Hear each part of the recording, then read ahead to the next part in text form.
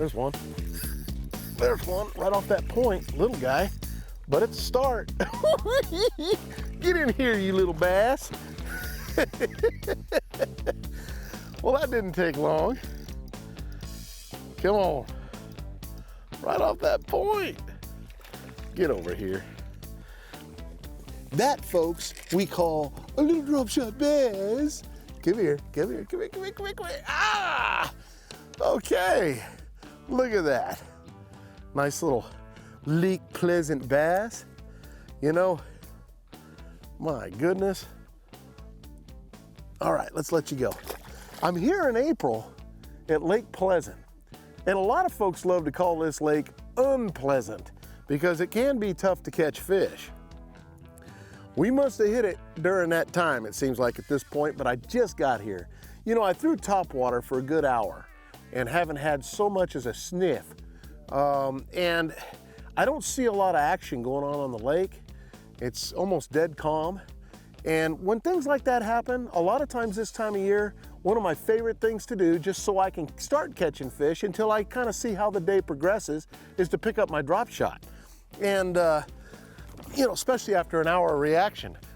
So basically I did that. That was my second cast on a drop shot rig. Now, this time of year, there's colors that I like for this time of year. But in all honesty, I have to tell you that my favorite all-time color for spring and April, we're mid-April right now, and saw a lot of fry running around, which means a lot of the fish have spawned, but there'll be another wave that comes up, and we could probably go look.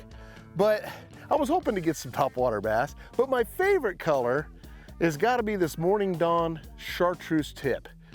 And it's a straight tail worm, and it's a real simple technique to throw.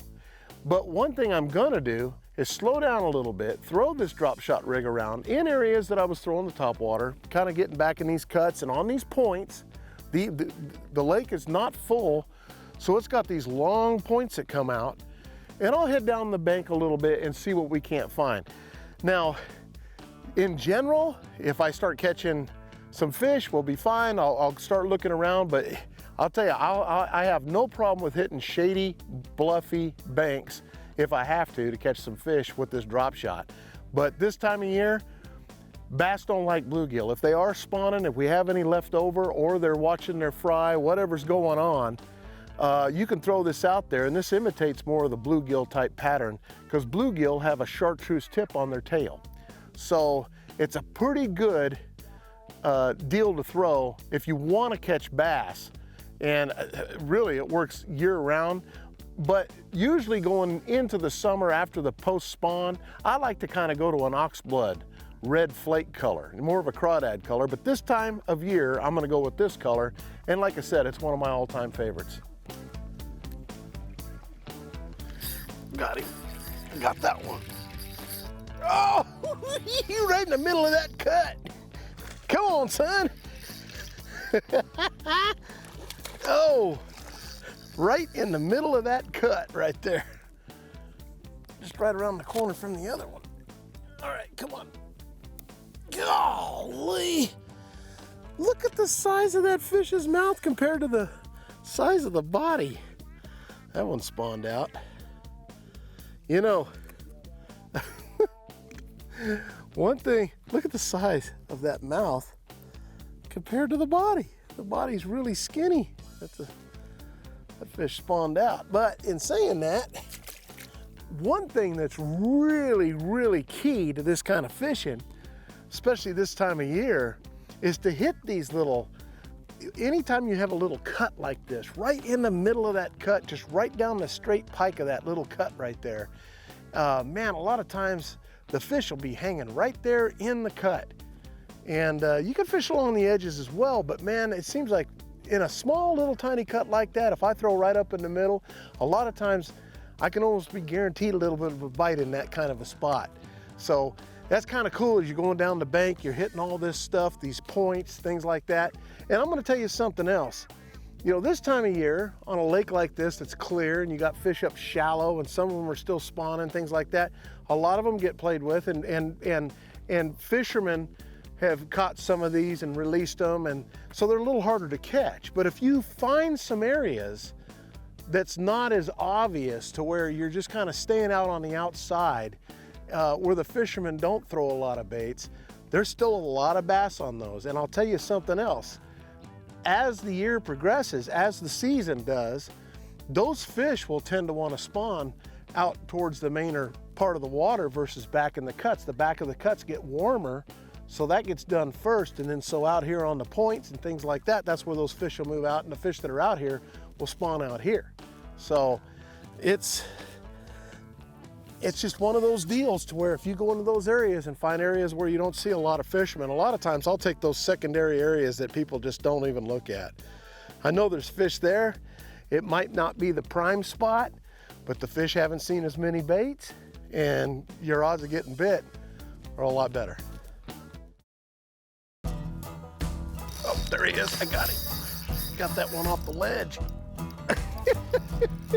Look at the one following him. Look at that, right underneath. Right underneath, come on. Come on, come on, little guy. He thinks he's a toad. Right on the ledge. You know, and that's something that's really important to remember too, is watching those ledges.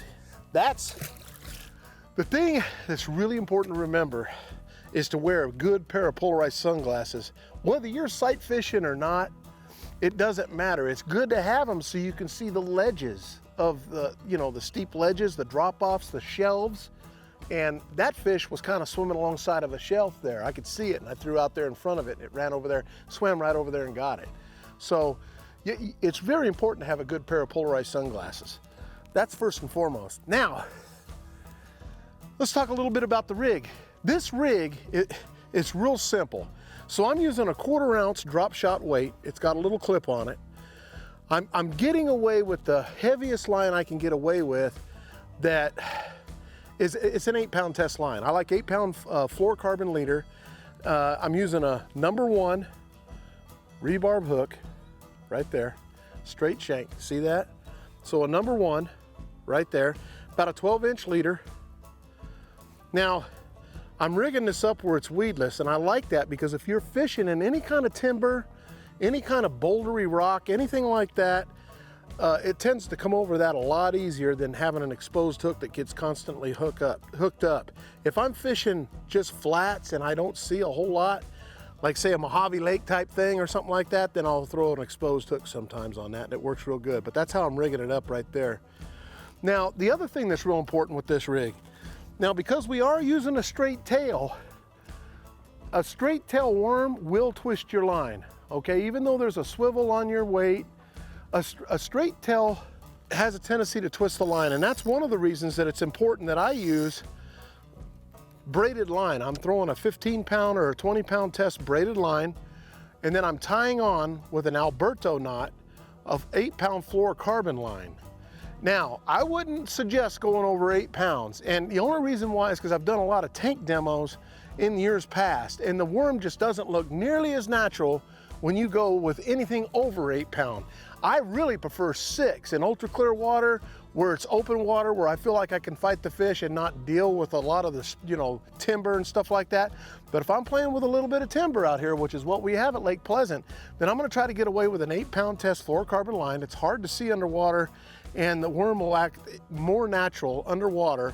It'll fall a lot more naturally than say with a 12-pound line or something like that. So the only time I'd throw a 12-pound line is if I'm throwing it on a bait caster with a heavy weight and I'm trying to put it right in the middle of trees or something and I'm catching them out of that. But just open water casting like this. And then I'm throwing the Taipan Elite Series, Johnny Johnson's Signature Series drop shot rod. And that whole system works great with the Johnny Morris Platinum Series reel. And it's the perfect setup. It really is. And this is a year-round setup. If you don't have one of these in your boat, odds are, when the fishing gets tough, you could be going home empty-handed. So make sure you always have a drop shot rig handy. Oh, there's one. There's one right there. Up that. He ain't very big. Get in here, boy. Come on, son. That's a little buck bass. Come on. You'll catch a lot of these too when you're fishing this kind of water, but Man, the water is clear here. You can definitely see the bottom. He's just what you call a buck bass right here at Lake Pleasant. You know, this lake is a crazy lake. It's a beautiful lake. It's got a lot to offer. But the one thing that I've learned over the years, and I've been fishing this lake for forever, coming down from the White Mountains, doing tournaments and things like that, and I've won tournaments on this lake. But in saying that, this lake can be unpleasant to fish. But if you come up with the right tools and techniques that work kind of year-round, like what we're doing today, you can pretty much go out and at least catch some fish when it's really tough. And but right now, you know, like I say, we're just gonna kind of move down.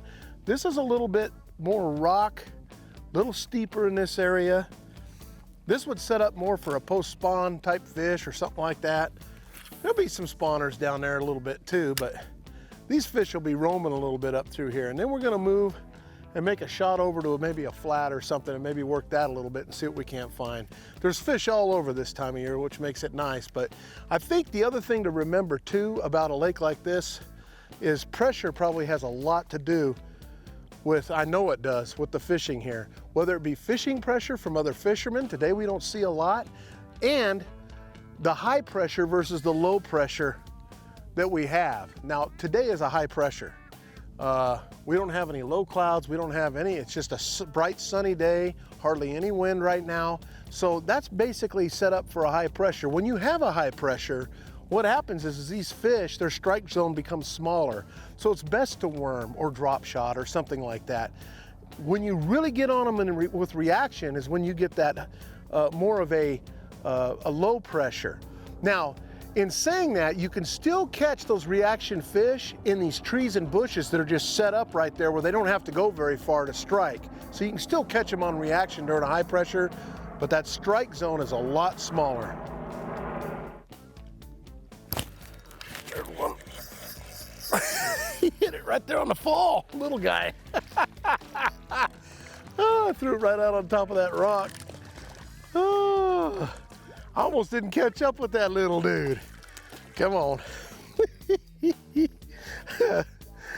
Come on. I threw it right on top of a flat rock. The wind's blowing, starting to pick up just a little skosh. And so it's a little harder to actually pick your target out like you like to a lot of times when you're throwing this up shallow where you think a fish might be living. But it still works really good, just, you know, making sure you hit the dark spots. That's what I'm gonna do. These shady spots of these rocks coming down, and I'm just gonna work my way down the bank and keep doing what I'm doing. But I've seen a lot of big fish roaming too as well, so I know they're around. It's just a matter of getting one.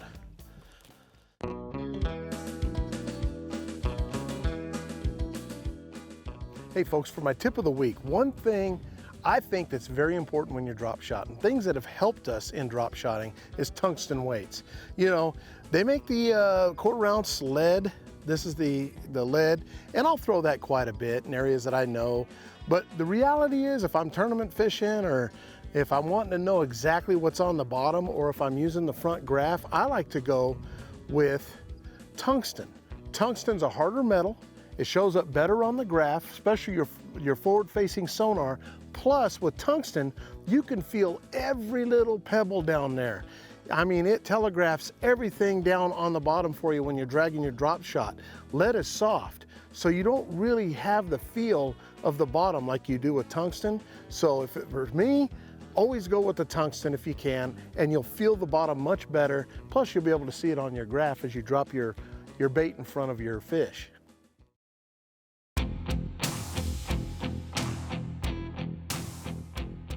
Okay, how I'm rigging this, folks, is I just broke off so I can show you real quick.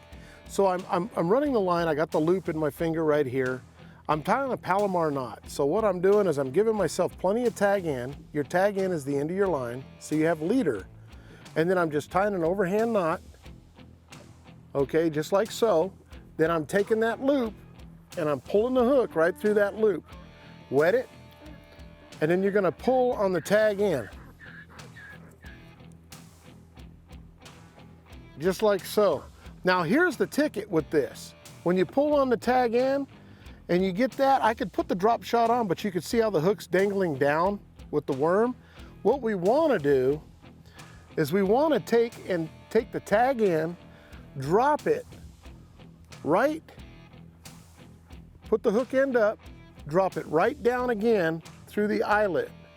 And what happens is when you do that, it actually pulls the hook straight up and down from your rod. So when I'm pulling on it just like that, see how the hook is straight up and down now? Now we're gonna put on our drop shot. You wanna make sure you get the drop shots that have the little clips on them. The clips are there for a reason. So if you get snagged up, it actually breaks. If you have something that you tie, you might lose everything. Let's do this, do that, and we are good to go.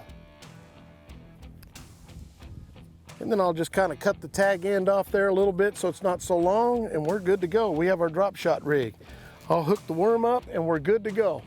That's important to make sure that that hook stands straight up, so when you set the hook, it goes right in the roof of the mouth of the fish. That'll really help you. There's one, right on the end of that point.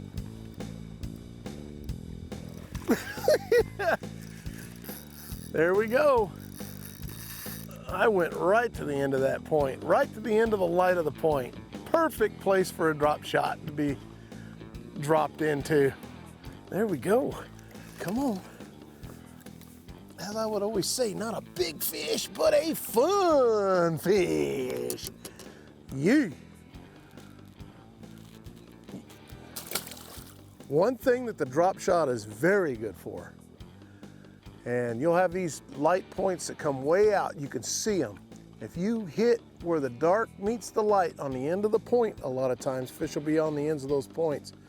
And that's a good place to start catching some of those fish. That one was on the end of the tip. I'm gonna throw this one on the end of this tip and see what happens. Just kind of let her fall. You know, there's not a whole lot to this bait. You just let it fall to the bottom. You gotta let the worm fall down just a little bit, and then you pick up on your rod tip just real gentle and easy and let it fall back down. Then pick it back up again and let it fall back down. And a lot of times I'll shake that weight right over. If I'm dragging it over a rock, I'll kind of shake it. And a fish will actually pop it sometimes when you're doing that. They get that reaction strike out of them. The thing is when you pull over a rock, one of the most important things to do is, you might have thought you got yourself loose from a snag, but a lot of times fish are hanging out by those big rocks down there. So when you pull yourself from a rock, just let it drop and see if he's around there. He may pop it right there, because that's usually where they hang out. You don't want to pull it away from there and just keep pulling. Give it a chance to work. Got him. No! You ran off that point. Come on, Buster. Come on, come on, come on. Oh, I just shook it over a rock, just like I was explaining, and he thumped it. Little guy. All right. The thing is, the important part is we're catching fish on Lake Pleasant.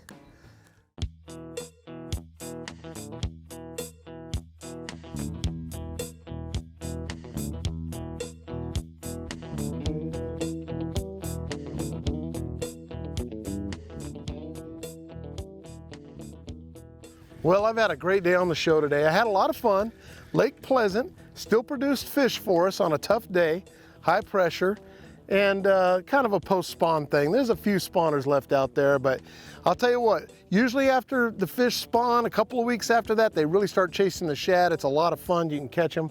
But we did what we had to do today to get bit, and that's was the ticket today. So make sure you pick up a drop shot. It'll work year-round for you. You'll catch a lot of fish on it. See you next week. I'm Johnny Johnson.